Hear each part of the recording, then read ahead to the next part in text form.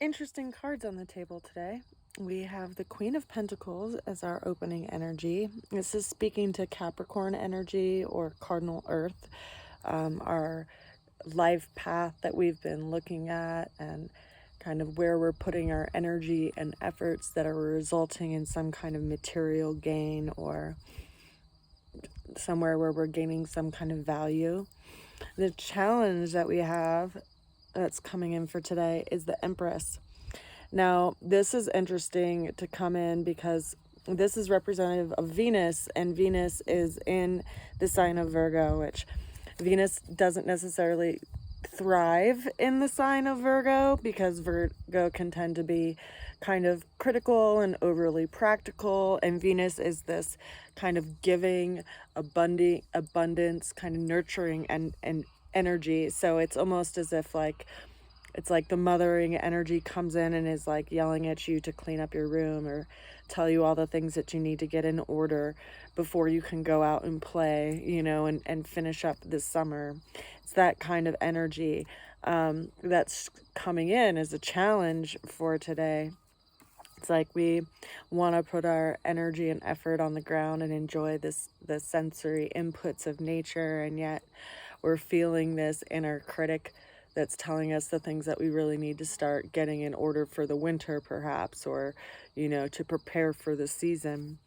The way that we're getting through the challenge came in as the Queen of Swords, which is representative of cardinal air or Libra energy. We have Mercury, the planet, in the sign of Libra right now. It's getting ready to go retrograde on Saturday. So that's kind of interesting because it's pointing to the need for us to engage in some kind of communication or exchange or one-on-one exchange in some way at this moment before perhaps Mercury goes retrograde. And also, the need to consider that we are in this place of always seeing things from a different vantage point and gaining more perspective.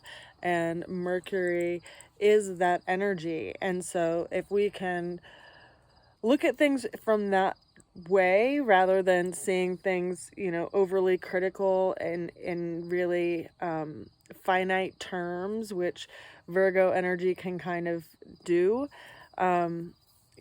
we can maybe give ourselves some range and perspective rather than jumping from one vantage point completely into one vantage point, rather than, considering everything in its entirety. Now, the ultimate outcome for the day is interesting because it came in as the 10 of Wands, and it was followed up by the 4 of Wands. So the 10 of Wands is this energy of having a lot to do and a lot to accomplish and a lot on your plate. It's like, feeling this need to do this, and then there's also this need to do this other thing, and there's also this need or demand to do this other thing, and then someone calls you up and asks you to do something, and of course you say yes because you want to be helpful. And so you have another thing that now you have to carry, and there's this growing number of wands that are being gathered in your arms as you proceed throughout the day. And it's perhaps coming in as like a sense of awareness in regard to like, oh crap, I have all this stuff that I have to do, and it's overwhelming, right? And at the same time, it can be blinding because we can lose track of where we're really wanting to go by way of, this Queen of Pentacles. Like, what is our life path? What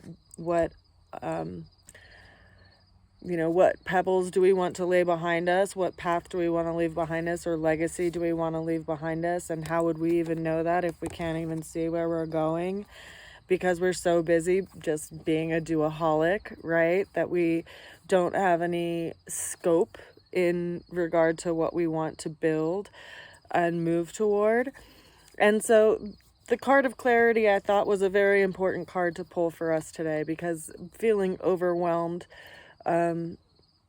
can be paralyzing in a lot of ways, you know, when you're carrying all these things to do. I remember being in college, like running around the house being like, I have to do this, and I have to do this, and I have to do this, and I have to do this, and I have to do this. And I just continued to say that for days until I had this epiphany, realizing that I had lost a number of days of productivity just complaining out loud about all the stuff that I had to do. So where do we feel paralyzed by all of these things that we've acquired by, you know, way of things that we need to attend to?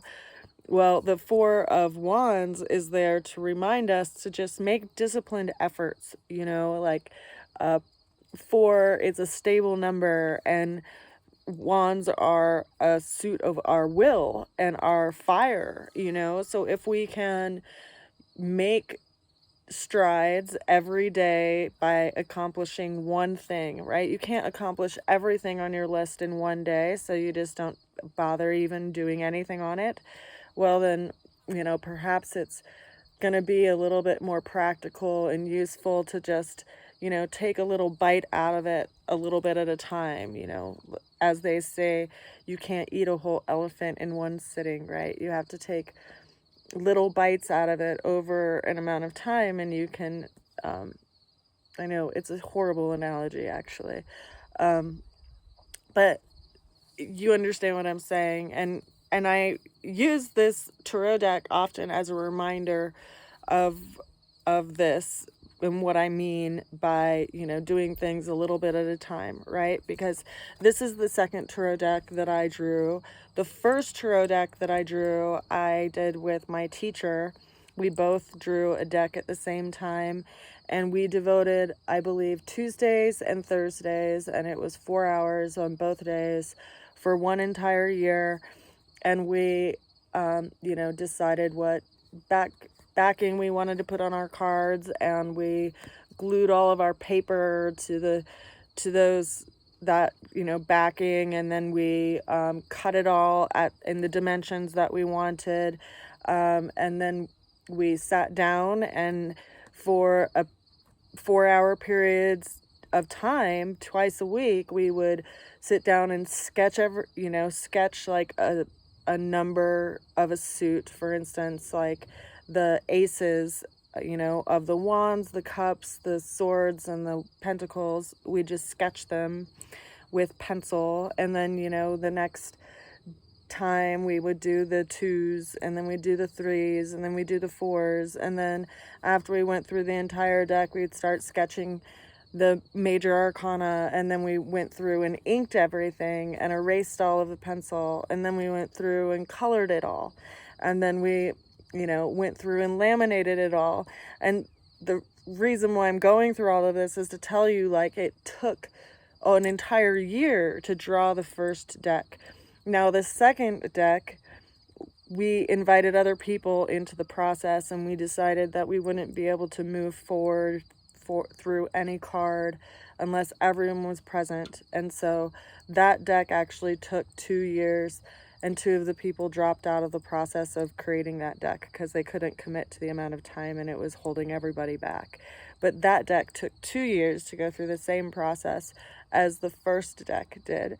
So things that you want to build take time, is my point. So if you can just put a little bit of time and effort towards what you need to accomplish, you know, first maybe take off, you know, like a look at the first thing that you have all the means to do something about it, and do something with that. Or if it's a big task, you know, maybe work on it like for an hour, you know, a couple of times a week, or, you know, once a week, depending on what your schedule allows, right? Because everybody has a different schedule and different lifestyle and different free, quote unquote, time. So, you know, if we make stabilized efforts, we'll be able to, you know, feel a little bit less like this, you know, 10 of Wands, where we just don't feel like we can even see where we're going because we have so much in front of us that we have to take care of. Just take a little bit of it, you know, at a time, every day. Just do a little bit, you know, instead of spending your time and spending your days like in the inner dialogue, picking apart like what you should have done or what you could have done or what would be or could be or should be or all of those things, you know.